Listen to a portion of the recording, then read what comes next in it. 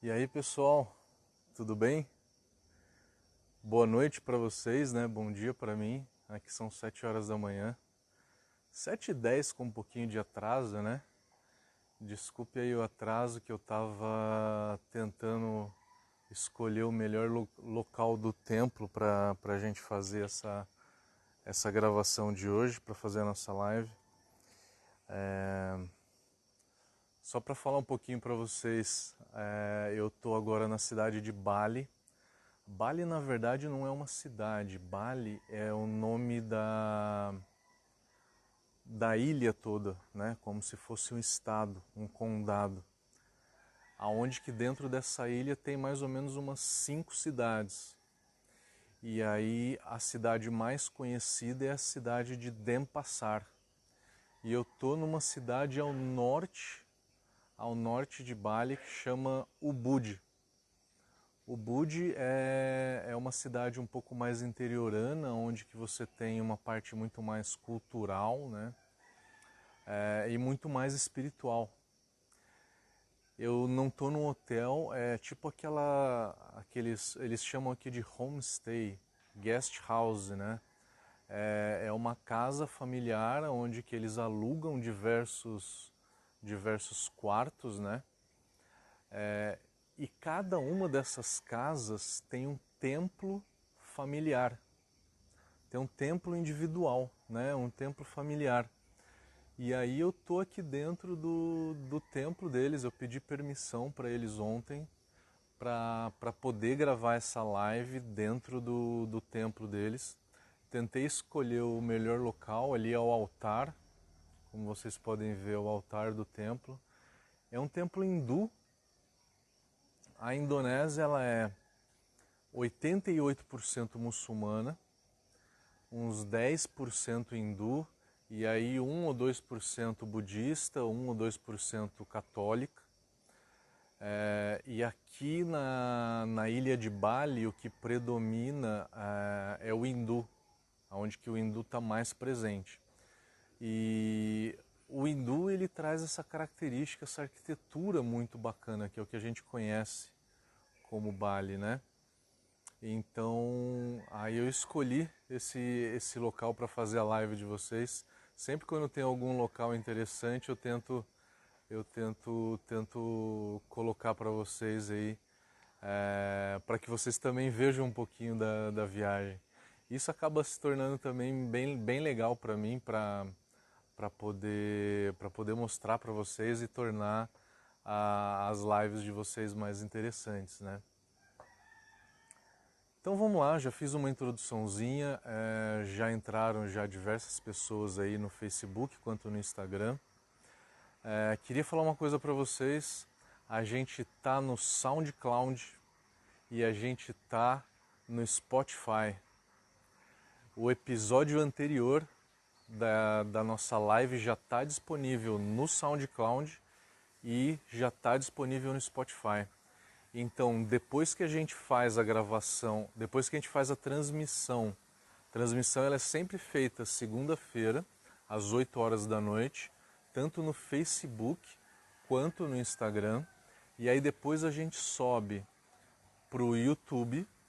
E aí agora a gente está subindo também em forma de podcast, apenas o áudio, para o SoundCloud e também para o Spotify.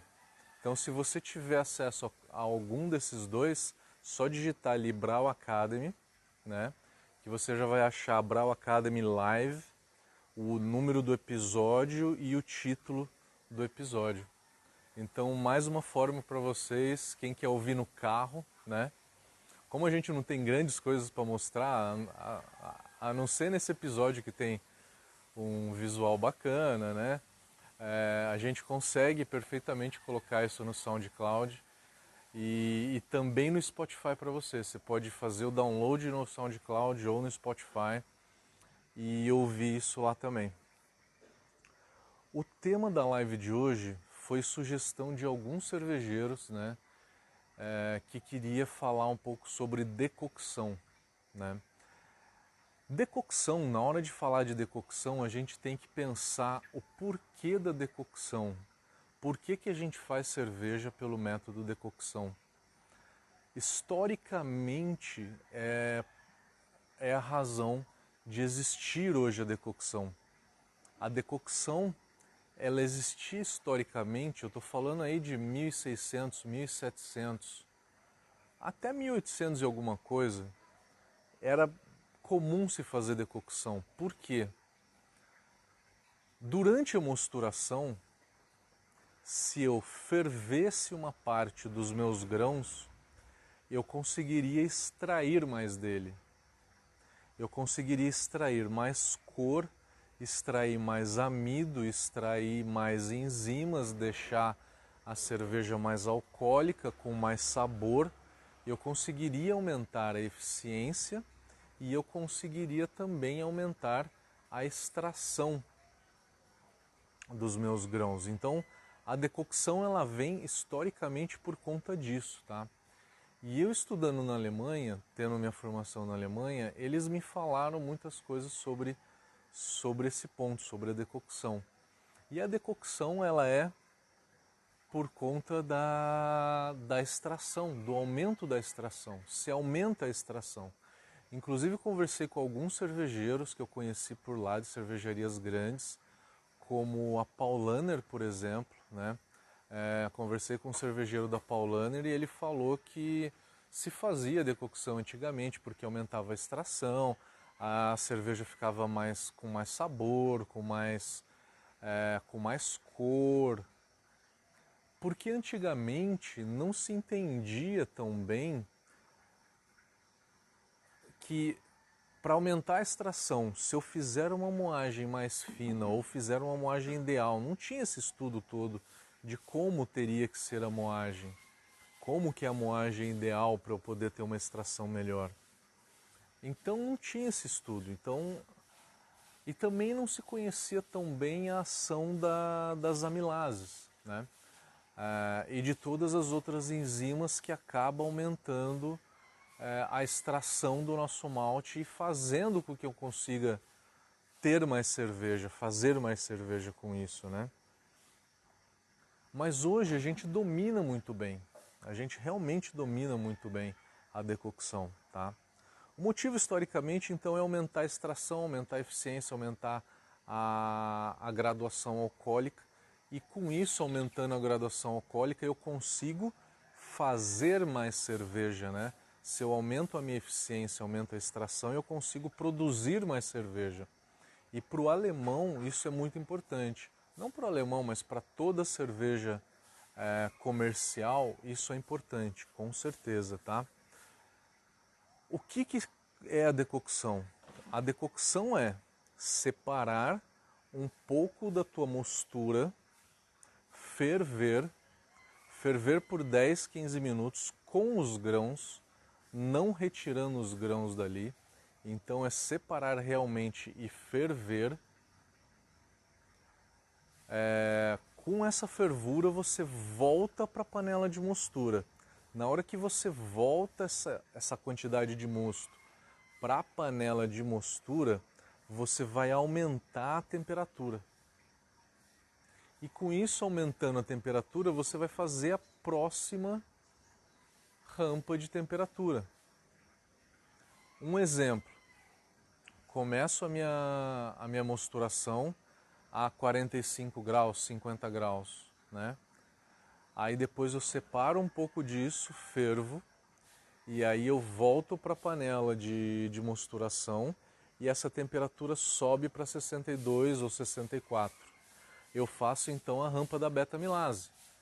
Deixo ali 20, 30, 40 minutos, depois separo mais um pouco desse mosto, fervo por 10, 15 minutos, volto para a panela e subo essa temperatura do que está na panela de mostura para 72.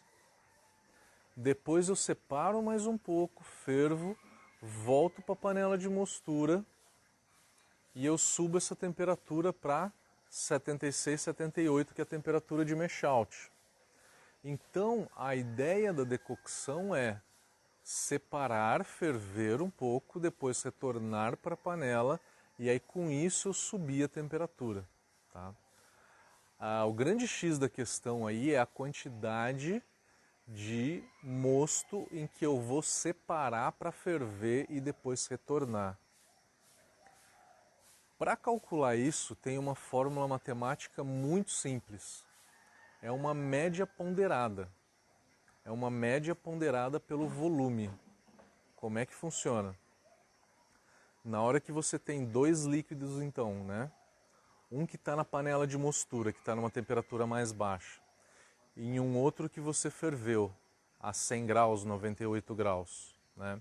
E aí depois você mistura esses dois líquidos. Um tem uma temperatura mais baixa e o outro tem uma temperatura mais alta. Na hora que você misturou os dois, a temperatura vai ser uma temperatura intermediária entre esses dois. Qual temperatura será essa? Ela vai ser uma média proporcional ao volume de cada uma delas. A conta é a seguinte: vamos supor que a panela de mostura seja a temperatura a temperatura 1, né? Da solução 1. Temperatura 1 vezes volume dessa solução 1 mais temperatura da solução 2 vezes volume da solução 2, né? Somatória dessas coisas. Temperatura de 1 vezes volume de 1 mais temperatura de 2 vezes volume de 2. Tudo isso dividido pela somatória dos dois volumes. Por isso que é uma média ponderada pelo volume, né? Então essa é a conta, o resultado desta conta é a temperatura após você misturar essas duas soluções, né? Então dessa forma você consegue calcular a quantidade de mosto que você tem que separar para ferver, para na hora que você voltar para a panela de mostura você conseguir subir essa temperatura para a temperatura que você quer. Fazer isso em casa, às vezes você volta para a panela de mostura e você tem que fazer 40 minutos a 62. Na nossa panelinha de alumínio, né? Se você chega a 62 em 40 minutos, isso caiu para 58, 57. Eu vou ter que ligar um pouquinho o fogo. Então, na prática, não é tão simples assim, porque o sistema que a gente usa para fazer isso não é 100% isolado, tá? Não é 100% isolado e por isso não vai ser um pouquinho mais difícil. Talvez você tenha que colocar essa panela no fogo para esquentar um pouquinho, tá? Então, o quanto que a gente separa, o como que a gente faz é dessa forma. Consequências que a gente tem com a decocção. A primeira coisa é, separei o mosto e fervi. Primeira coisa que aconteceu, extração de taninos, né? Que é o que vocês vão falar. Porque a temperatura mais alta vai criar um atrito na casca do grão e vai fazer com que eu extraia mais taninos, né, do que se eu fizer a minha mosturação a uma temperatura no máximo de 78 graus. Por que a gente convencionou que a temperatura de mash out é 78 graus? Porque acima de 80 graus a gente começa a extrair mais taninos da casca. E extraindo mais taninos da casca, você tem a adstringência, que é a sensação de boca seca. Então a adstringência ela se dá por conta da extração de taninos da casca. Mash out mais alto, não corrigir o pH da água de lavagem e também a decocção. De todos esses três, o que mais extrai taninos com certeza é a decocção. Por quê? Você tem uma temperatura alta onde que essa temperatura vai extrair com certeza muito mais taninos da casca do seu malte, tá? Então a primeira coisa, eu vou ter um pouco de adstringência. Quanto que é essa adstringência, tá? Qual que é o nível dessa adstringência? Não é tão elevado assim quanto a maioria das pessoas pensa, tá? vai ser uma pequena... a adstringência vai secar um pouquinho a boca ali, não vai ser uma intensidade tão alta. Porque geralmente a gente faz isso com cerveja clara, né? Em cerveja clara, com maltes claros, fazendo a decocção, a gente não extrai tanto tanino assim. Mas se essa decocção fosse feita com uma cerveja escura, com malte escuro, como por exemplo uma stout, eu já tentei fazer isso com stout e eu reparei que a adstringência ela aumenta muito mais, tá? Então tem essa grande diferença também, tá? Fazer uma decocção com maltes claros, você tem uma adstringência que ela é relativamente pequena. Mas fazer essa mesma decocção com maltes escuros, você vai ter uma adstringência muito mais elevada, tá? Então, o quanto da adstringência que você vai ter vai depender da coloração dos maltes, porque os maltes mais escuros têm tanino muito mais fácil para ser extraído na casca deles, tá? Malte escuro, você simplesmente jogou o malte na água para fazer a mosturação, você já extraiu o tanino, tá? Porque ele tem mais taninos disponíveis, soltos na casca, para serem extraídos, tá? A segunda coisa que faz com que aumente essa adstringência. Vocês repararam que no exemplo que eu dei eu falei, separa o mosto uma vez e ferve, separa pela segunda vez e ferve, separa pela terceira vez e ferve. Você tem decocção simples, que é quando você faz esse processo uma vez, você tem a decocção dupla e você tem a decocção tripla, onde que você faz isso 3 vezes. Se você faz 3 vezes, você tem mais adstringência do que você tem se você fizer 2 e do que você fizer 1. Então a primeira coisa que eu falei é a adstringência. Segunda coisa, a gente sabe que fervura aumenta a cor da cerveja. Isso é fato. Por mais tempo que você ferve, você vai aumentar cada vez mais a cor da tua cerveja. Por quê? A gente tem ali açúcar de cadeia pequena junto com aminoácidos e isso vai formar tanto compostos de caramelização, que é açúcar com açúcar de cadeia pequena, tanto substâncias de um grande grupo chamada de pirazinas, que são melanoidinas. As melanoidinas são formadas por açúcar e aminoácido. Tem diferença sensorial uma da outra, tá? Caramelo é aquele sabor de caramelo, aquele doce intenso, melanoidina tem um aroma diferente, um aroma de casca de pão italiano e tem um sabor adocicado, mas ele é mais cremoso, tá? Então a melanoidina ela é mais cremosa do que o caramelo. Tem maltes que focam mais melanoidinas e tem maltes que focam mais caramelo. Eu falo isso muito bem no nosso curso de elaboração de receitas, tá? Quem já fez o curso de tecnologia cervejeira com a gente, viu que eu foco bastante nisso e a gente dá inclusive amostra para as pessoas degustarem, ver um malte que tenha bastante caramelo e um malte que tenha bastante melanoidina, saber identificar qual malte tem o quê. Enfim, quem tiver interesse, a gente tem curso de tecnologia cervejeira pelo Brasil inteiro, inclusive tem versão online para quem está remotamente, quem quer fazer remotamente. Enfim, a fervura ela traz compostos de caramelo e de melanoidina, traz os dois. Quanto mais tempo eu fervo, mais eu tenho a criação desses compostos de caramelização e de melanoidinas, que a gente chama de uma forma geral de reações de Maillard.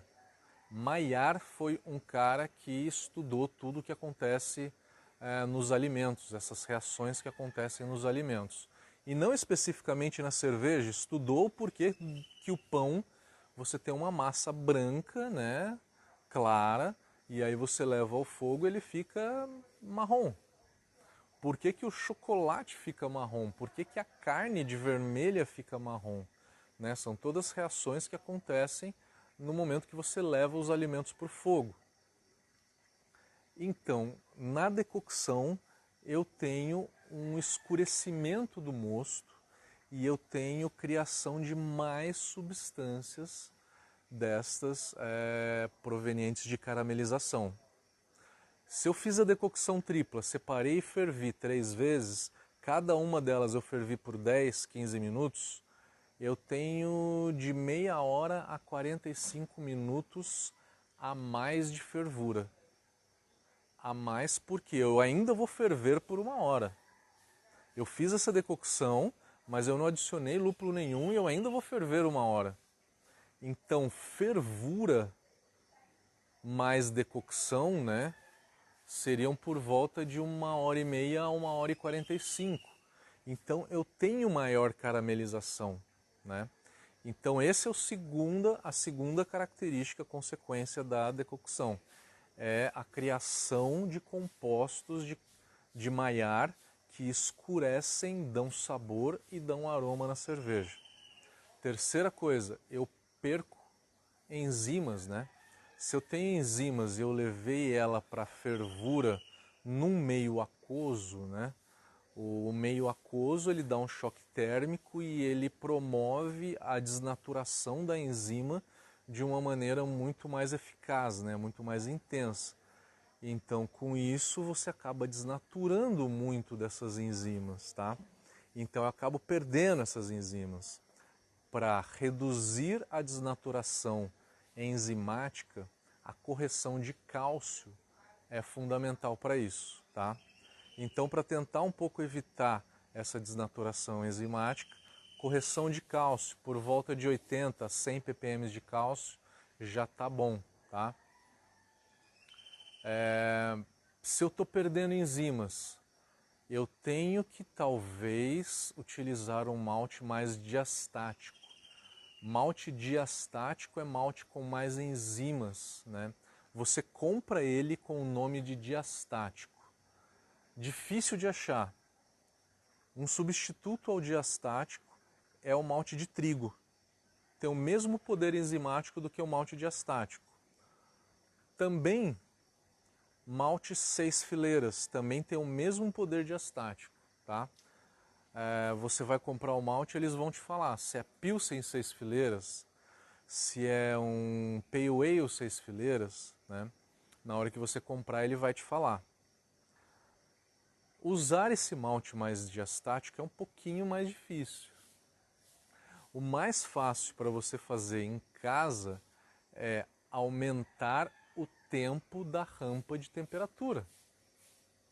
Aumentando o tempo da rampa de temperatura, eu estou falando quase dobrar, tá?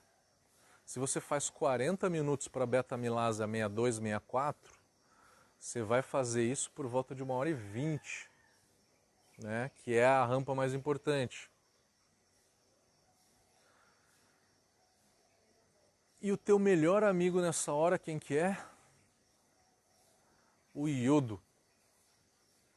Não faça uma cerveja por decocção sem ter um iodo por perto, tá? Para checar a conversão, principalmente a da beta-amilase, tá? Principalmente a da beta-amilase.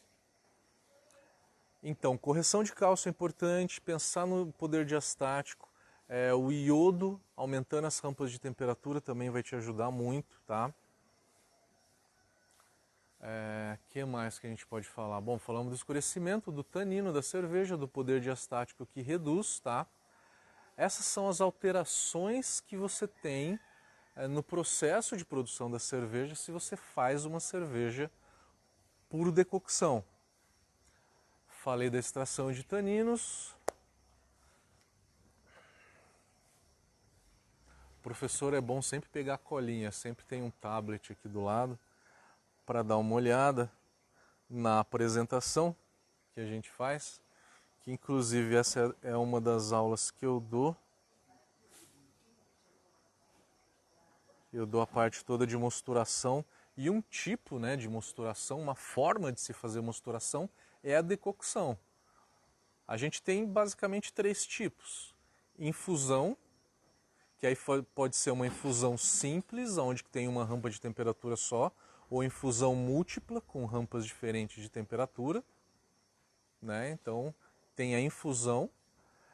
Você tem o BIAB, que também entra o single vessel, é onde que você mantém os grãos ali dentro de um cesto, né? E você tem a decocção. Você tem Hermes também, você tem Rims também, tá? Que são muito menos utilizados. Uma coisa também, cuidado com a absorção de ar na hora que você for ficar manuseando esse mosto de um lado para o outro, né? Pegou o mosto, separou, botou para ferver, voltou, você vai ter uma absorção de ar, né? Faça isso com o maior cuidado possível, tá?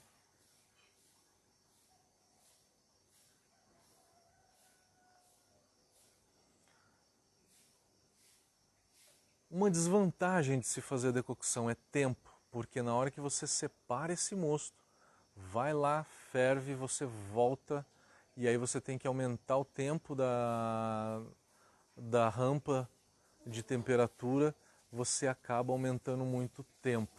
E aumentando o tempo, você vai ter, né, mais ou menos, a tua mosturação vai demorar de 2 a 3 horas, no mínimo 2 horas, o que você faria normalmente em 1 hora, 1 hora e 15 de mosturação, né?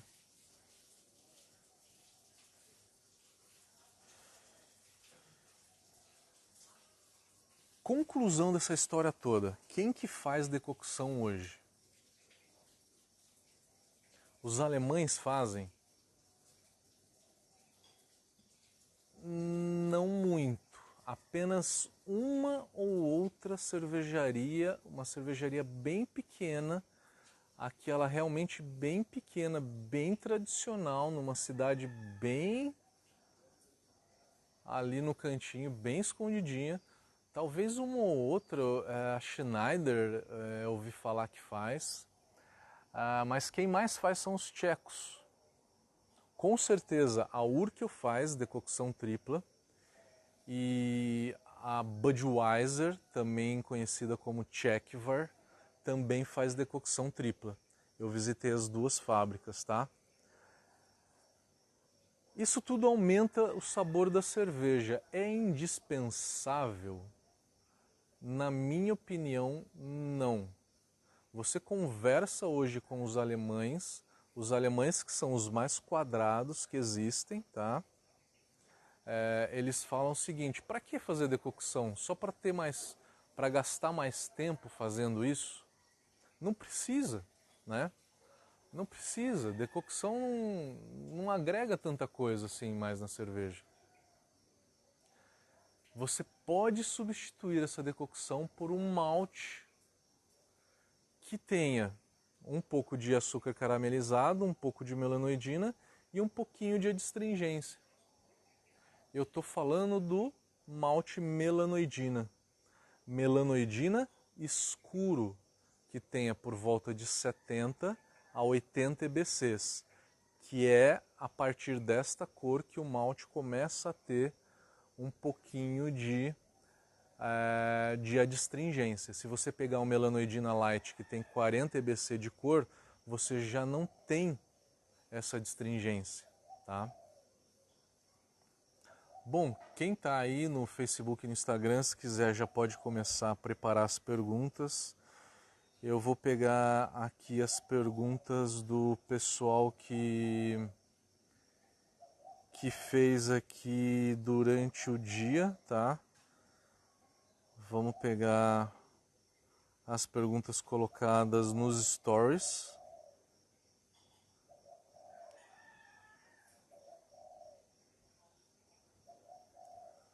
Meu amigo Paulo Matos, da Serva, inclusive, ó, tô usando a camiseta da Serva Paulista aqui, véia de guerra essa daqui.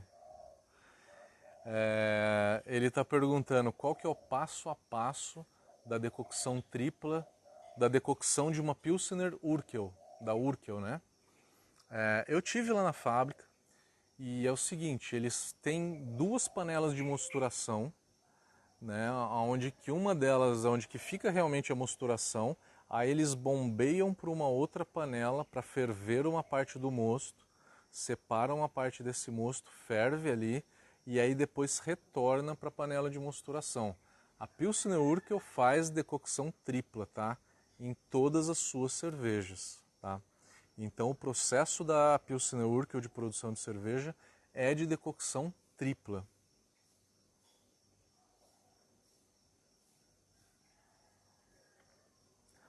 O Adriano Zampieri está perguntando, substituir a decocção adicionando um malte como melanoidina é uma gambiarra ou faz sentido?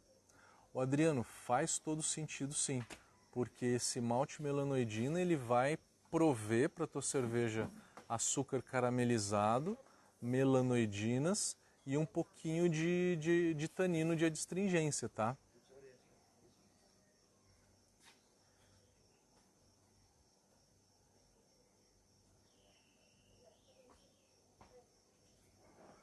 Vamos dar mais uma olhada aqui nas perguntas que a gente tem.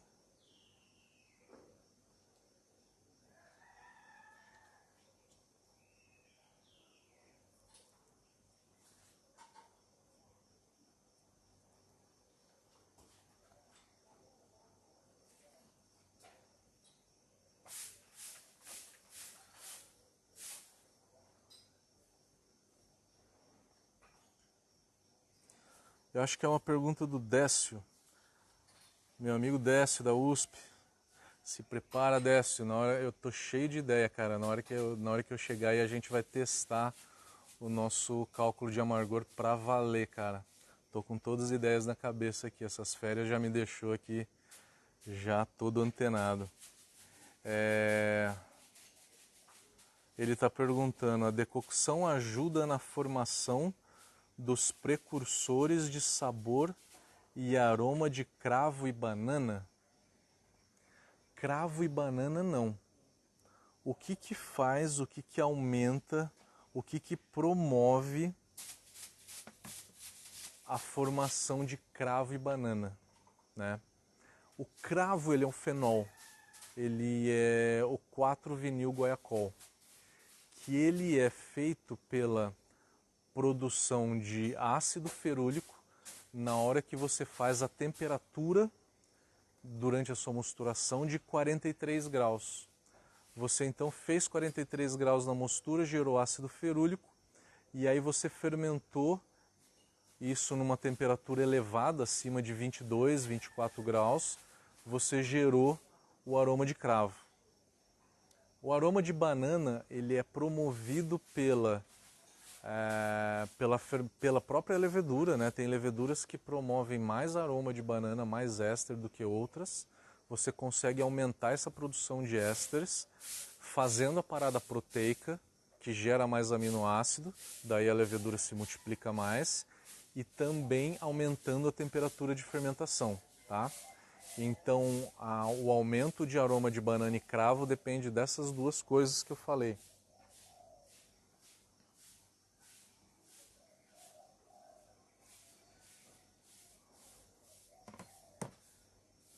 A última pergunta é a pergunta do Cassiano, nosso grande amigo, colaborador da Brau Academy, como muitos de vocês devem conhecer. O Cassiano perguntou se existe algum estilo aonde que é indispensável a decocção.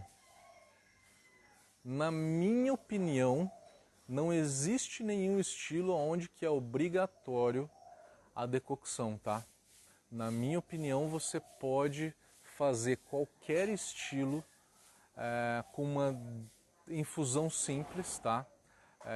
Aumentando apenas aí a quantidade de malte caramelizado ou malte melanoidina na tua cerveja, que você compensa toda a história da decocção. Vamos lá para as perguntas agora. Vamos dar uma olhada no Instagram. Quem tiver pergunta, vamos lá que a gente já vai encerrar daqui a pouco.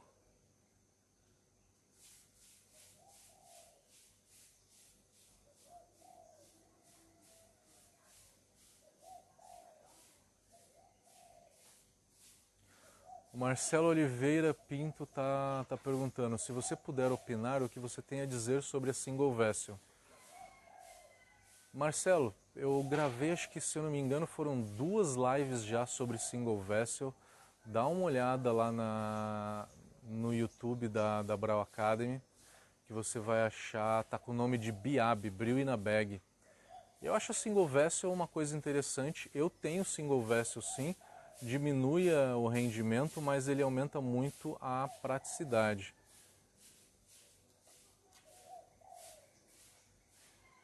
Vamos ver se tem mais pergunta aqui. Gente, vamos fazendo as perguntas que a gente já está encerrando daqui a pouquinho já.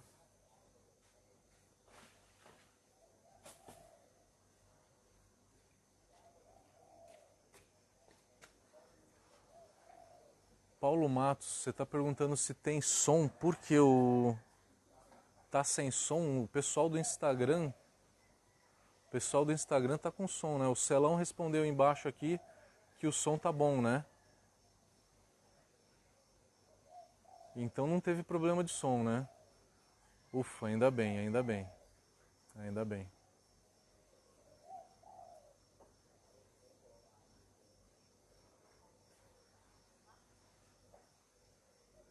O Celão está perguntando, então como chegar no padrão da Pilsner Urquell?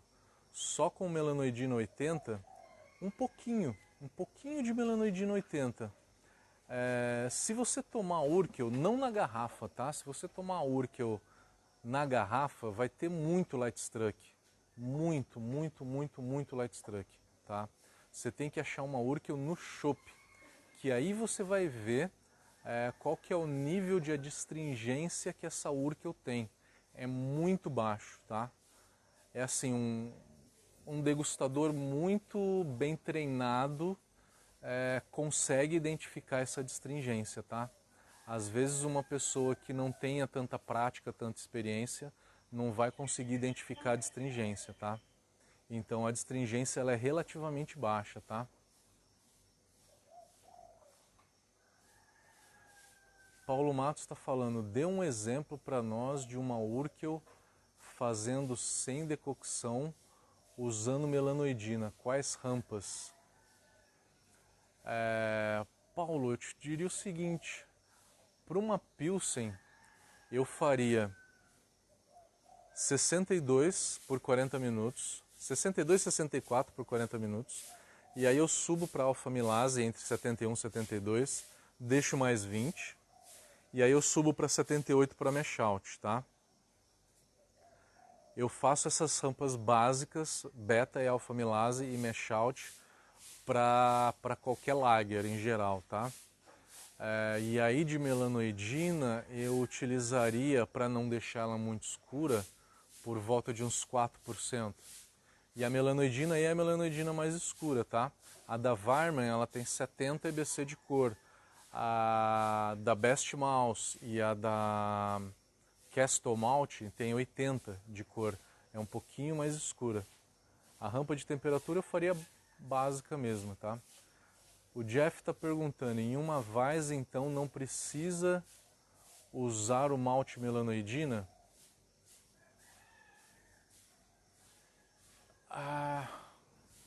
Cara, eu acho que o malte melanoidina ele vai bem com o sabor da Weiss. Eu acho que ele vai bem com o sabor da Weiss. A Weiss é uma das cervejas, a Weiss e a Pilsen são os dois estilos que mais se usam decocção hoje, tá? Mas não é tão usado assim, mas realmente são os dois estilos que mais usam. Usar aí uns 5% de melanoidina vai dar um pouquinho de cor, um pouquinho de corpo para ela e eu acho que vai ficar legal. O Beto falou, obrigado pela resposta. A questão dos precursores foi minha e não do Décio. Eu errei então, eu errei. É o Beto então, não o Décio que perguntou. Desculpa. É que o Décio é Décio Brioto, você é de Brioto, né? O login do Décio, você é de Beto. Então eu acabei confundindo, por isso.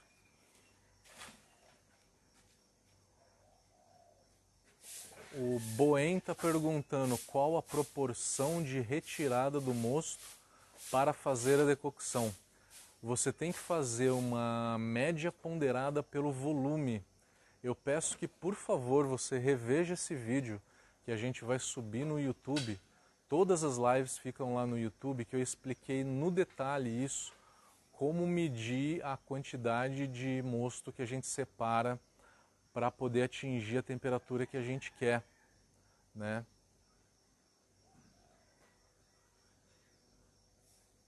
Celão falando que só bebeu a Urkel no TEP, que eu acho a melhor, cara. Ela fica muito leve. Ela fica muito leve, dá para sentir a pequena astringência dela, fica bem bacana.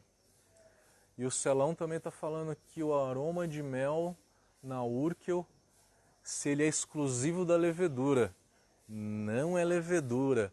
Esse aroma, esse saborzinho de mel que vem na Pilsen tcheca, ele é proveniente de caramelo. Não é caramelo líquido não, tá? É um carahel, por exemplo.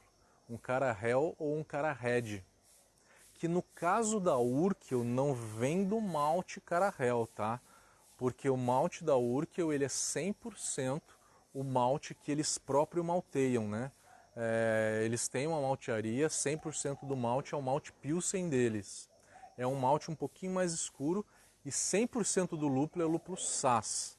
Então esse arominha de mel vem da caramelização proveniente da decocção, tá? O Paulo Matos está perguntando se só malte Pilsen e melano. Só malte Pilsen e melano. Somente malte Pilsen e melano. Eu costumo fazer as minhas lagers malte Pilsen e carahel. Eu gosto do carahel. O melanoidino ele dá um pouquinho mais de cremosidade na cerveja. Cuidado com o excesso, tá? Cuidado com o excesso. Decocção, gente, é uma coisa que pelo menos uma vez na vida você tem que fazer. Eu fiz umas duas aí, né? Um malte claro, um malte escuro, para poder ver a diferença da decocção numa cerveja de malte escuro, para poder provar que numa cerveja com malte escuro você aumenta muito mais a astringência. Isso é verdade, tá? O Paulo Matos está perguntando que levedura que eu recomendaria para fazer essa Urkel. Cara, eu recomendaria, não, o S23 eu acho ele muito esterificado, tá? O W3470 ele é muito neutro. Eu recomendaria aí uma German Lager, que ela tem uma esterificação mediana, mais ou menos, tá? O Celão tá perguntando se é 100% malte Pilsen, mas como roubar mel sem a decocção. Se você não quer fazer decocção e quer ter esse sabor de mel, 10% de carahel, tá? Se você quer fazer uma Pilsen que fique dourada, né? Dourada, aquele dourado bonito, e que fique com esse sabor de mel, é 90% de malte Pilsen e 10% de carahel, tá? Fica excelente. Eu vou agora para o Face.